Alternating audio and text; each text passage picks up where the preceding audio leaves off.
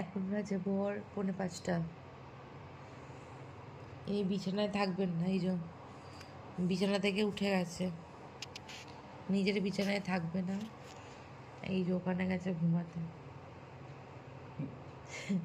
পিছনের চুল উঠে গেছে।